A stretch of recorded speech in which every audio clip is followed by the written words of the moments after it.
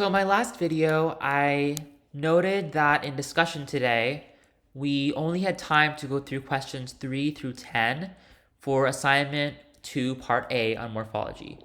So I wanted to record myself answering questions 1 and 2 just for your reference, and I'm going to upload it to Canvas later tonight. So now we're going through question 2. I'm going to zoom in on the left-hand side and then answer the questions on the right-hand side. So for number 2, we can see that we're interested in the suffix "er", and in column 1, we're able to add "er" to those place names. So Long Islander, Vermonter, New Yorker. But it sounds very odd if we add the suffix "er" to the place names on the right. So Denver, Philadelphia, we would never say that. So here are some questions to understand this better.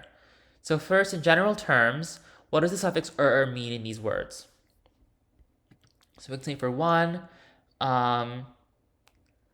adding "er" implies that someone is the resident of a particular location.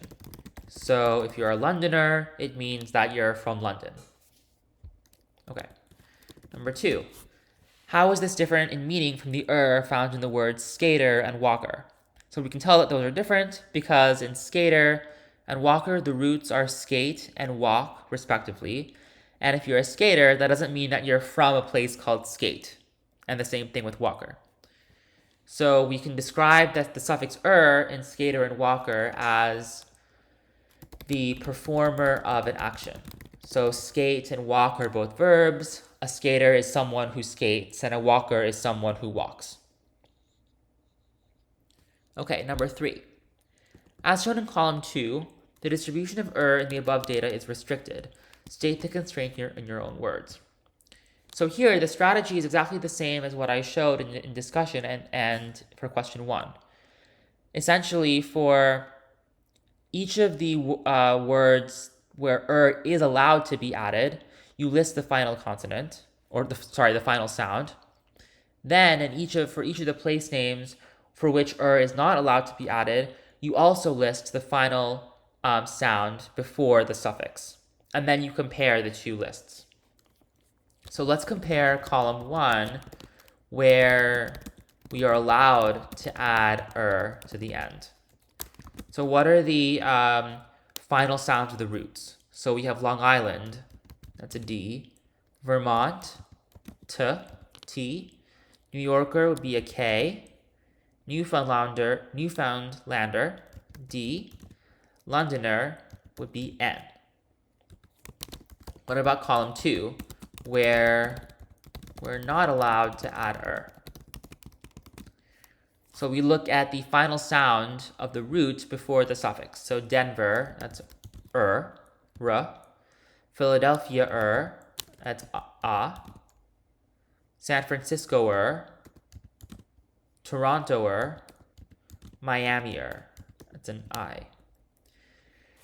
So here, the kind of pattern that jumps out is that in column 2, where we're not allowed to add "er", they're all vowels and the sound "r".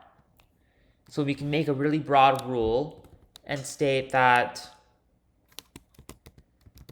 we're not allowed to add "er" to place names if the place name ends in a vowel or in "r". And that's because it would just be really awkward to say. So notice that Denver, Philadelphia are much more difficult to say than Long Islander, Vermonter, etc. So that's question 3. Finally, question 4.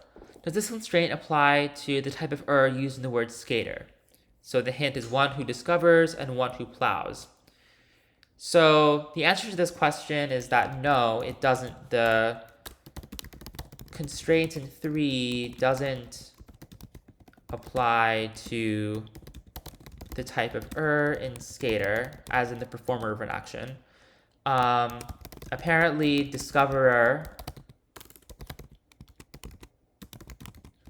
and plower are real words. I don't use them personally, but that's kind of the answer to the question. So the general idea for number 4 is that the constraints applied to different suffixes can vary based on like which suffix you're talking about and its meaning.